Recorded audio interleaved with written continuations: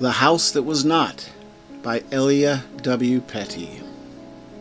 Bart Fleming took his bride out to his ranch on the plains when she was but 17 years old, and the two set up housekeeping in the 320 acres of corn and rye.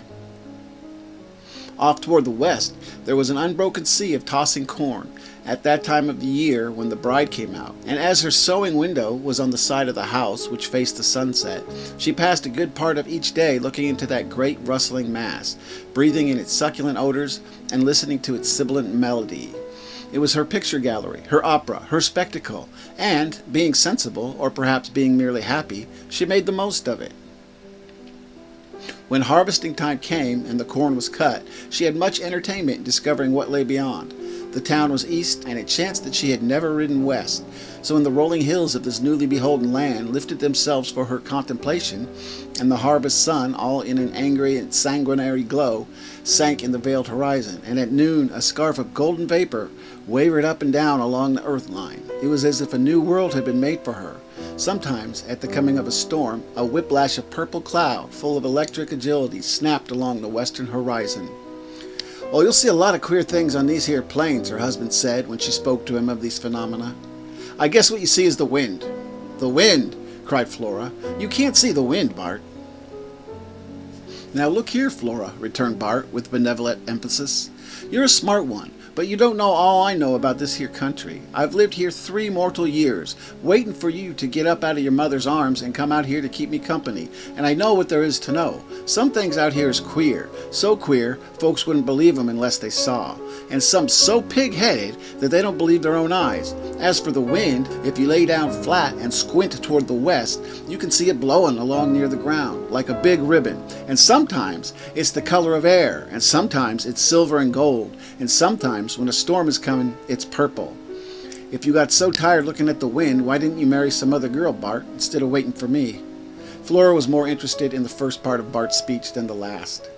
"Oh, come on," protested Bart, and he picked her up in his arms and jumped her toward the ceiling of the low shack as if she were a little girl. But then, to be sure, she wasn't much more. Of all the things Flora saw when the corn was cut down, nothing interested her so much as a low cottage, something like her own which lay away in the distance. She could not guess how far it might be, because distances are deceiving out there, where the altitude is high, where the air is clear as one of those mystical balls of glass in which the sallow mystics of India see the moving shadows of the future. She had not known there were neighbors so near, and she wondered for several days about them before she ventured to say anything to Bart on the subject.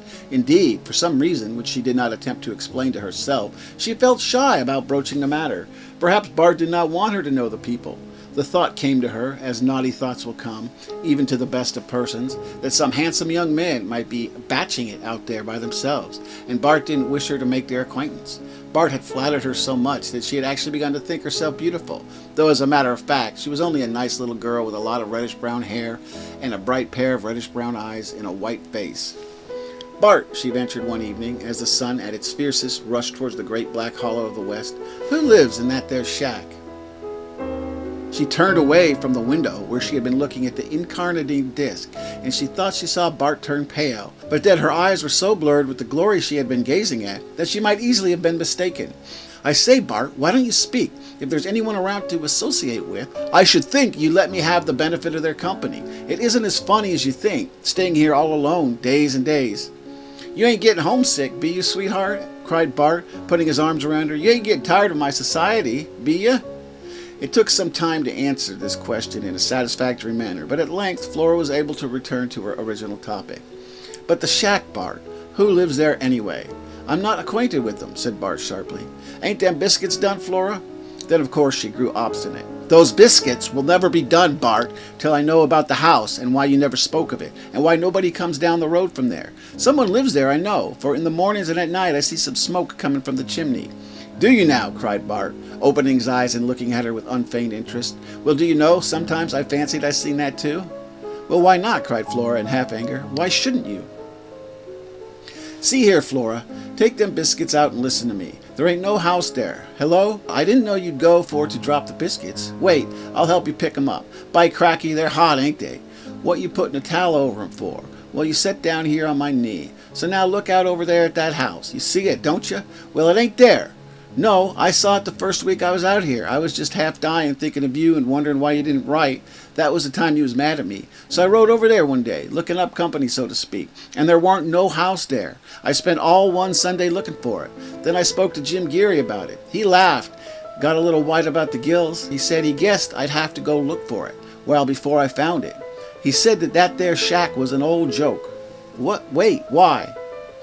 Well, this here's the story, he told me. He said a man and his wife come out here to live and put up that little place. And she was young, you know, and kind of scary, and she got lonesome. It worked on her, and one day she up and killed the baby, and her husband, and herself. The folks found him and buried him right there on their own ground. Well, about 2 weeks after that, the house was burned down. Don't know how, tramps maybe. Anyhow, it burned. At least I guess it burned. You guess it burned? Well, it ain't there, you know. But if it burned, the ashes are there. All right, girlie, then they're there. Now let's have some tea. This they proceeded to do, and were happy and cheerful all evening. But that didn't keep Flora from rising at the first flush of dawn and stealing out of the house.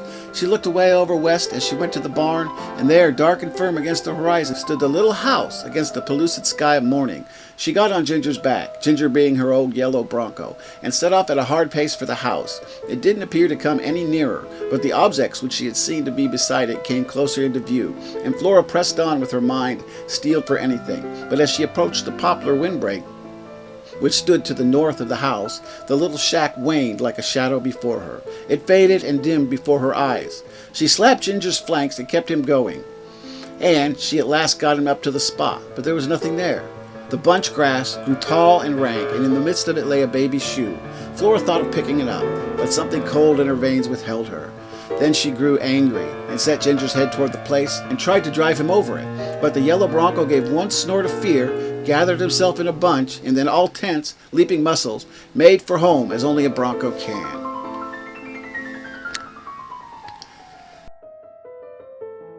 Okay guys, thanks for watching. This one wasn't really too terribly scary, but it was a ghost story. Alright, thanks again. Bye.